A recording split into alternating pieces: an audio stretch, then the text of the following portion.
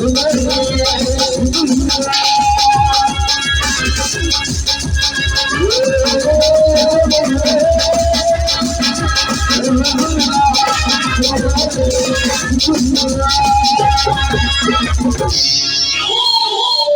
ತಕ್ಕ ಮಗನಾಗಬೇಕೆಂಬ ಮಮಕಾರ ಎತ್ತವರ ಕರದಲ್ಲಿ ಎತ್ತನೆಲ್ಲ ಮನದಲ್ಲಿ ತುಂಬಿಕೊಂಡಿರುವುದು ಹತ್ತಾರು ಮನೆಯು ಎತ್ತವರಿಗೆ ಬೇಕಾಗಿರುವುದು ನ್ಯಾಯ ನೀತಿ ಧರ್ಮ. ಹಚ್ಚಿಕೊಂಡು ಹುಟ್ಟಿದ ಈ ಚಕ್ರನಿಗೆ ಬೇಕಾಗಿರುವುದು ಹೆಣ್ಣು ಹೆಂಡ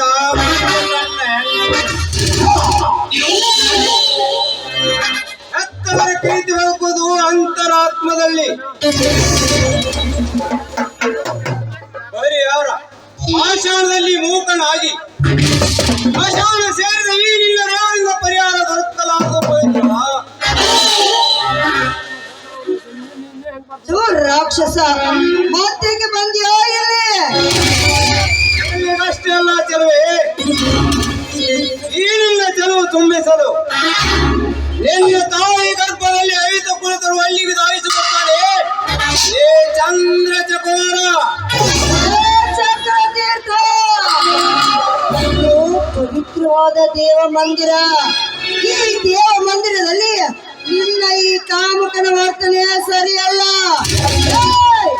ನೀನೇನಾದ್ರೂ ಈ ಕೆಟ್ಟ ವರ್ತನೆಯನ್ನು ಮುಂದುವರಿಸಿದ್ದೆ ಆದ್ರೆ ಆ ನನ್ನ ದೇವರು ನಿನ್ನ ಪಾಪ ಕೋಪದ ಹಾದಿಗೆ ಕೈತಾರೆ. ಯಾಕೆ ಪಾಪ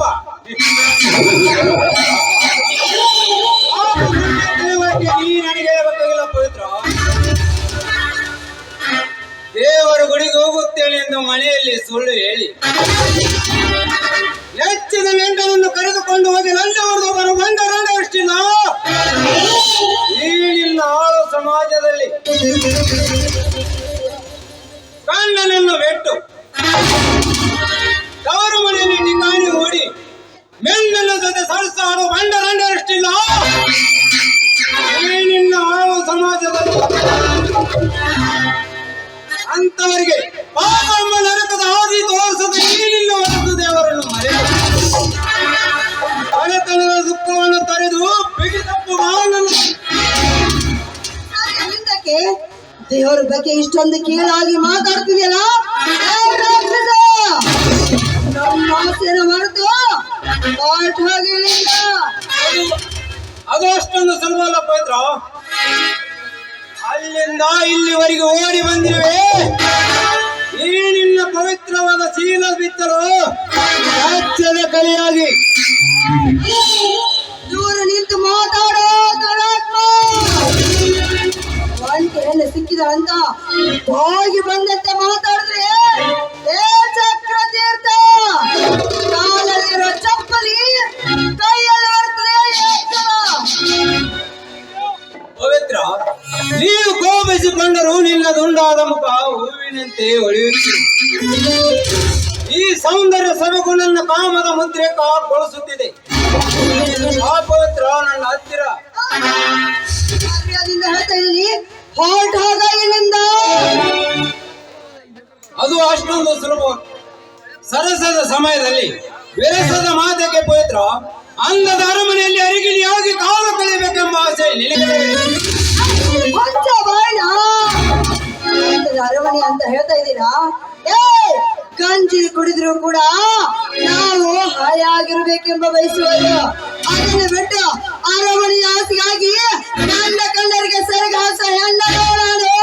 ನಾನು ಮಾನವಂತರ ಮನತನದ ಮಗಳು, ಮಾನವಂತನ ಮಗಳು,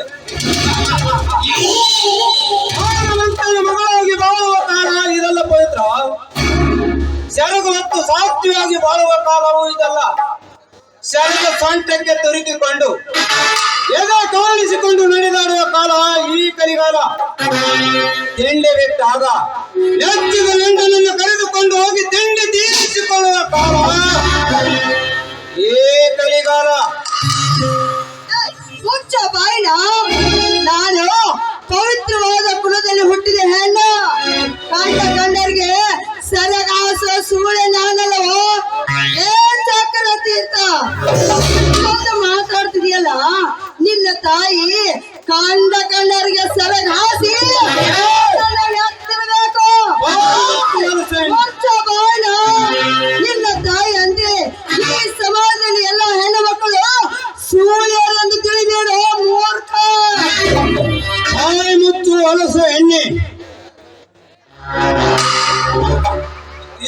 ಸೇರಿದ ಈ ನಿನ್ನ ಯೌವನ ಸಿರಿ ನನ್ನ ಸೊತ್ತಾದರೆ ಹೆಜ್ಜೆ ಹೆಜ್ಜೆಗೂ ಪುಡಿದೇಳುವುದು ಸುಖದ ಸುಪ್ಪತ್ತಿ.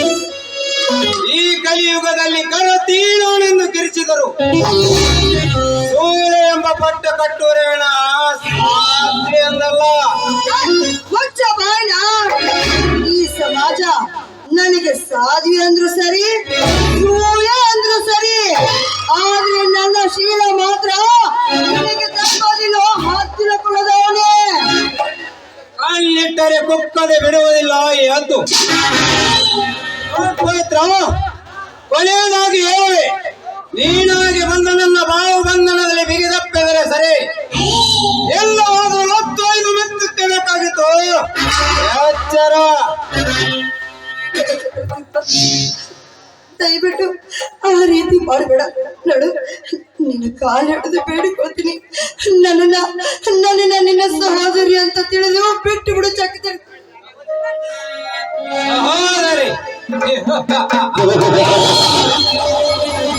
ಹೆಣ್ಣಿನ ನೆರಳನ್ನು ಕಂಡರೆ ಕಾಮ ಮತ್ತೆ ಇರುವ ಈ ಕಾಮಕೀಶ್ವರ ಹೊತ್ತು ಪದಿರದೆ ವ್ಯರ್ಥ ಮಾತನಾಡಿ ನನಗೆ ಅಭ್ಯಾಸವಿಲ್ಲ. ನೀನು ಅಣ್ಣನೆಂದರು ಸರಿ, ಅಪ್ಪನೆಂದರು ಸರಿ, ನಿನ್ನ ಸೇಲ ಮಾತ್ರ ನನಗೆ ಎಡೆಯಾಗಲೇಬೇಕು. ಪವಿತ್ರ, ಈ ಮನ್ಮಥನ ಪ್ರೇಮದ ಮಂಚಕ್ಕೆ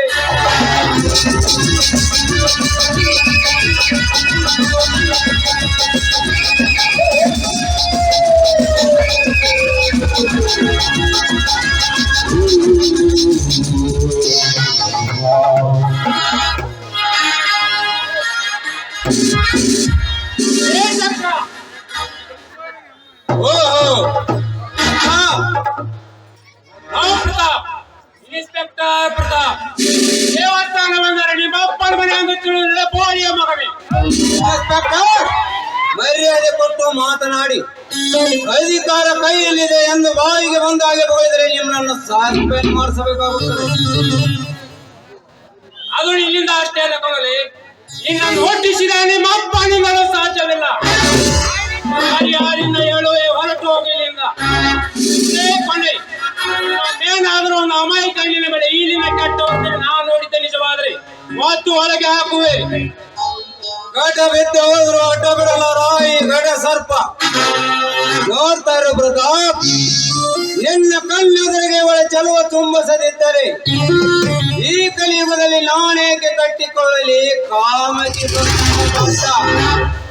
ಗುಡ್ ಬೈ.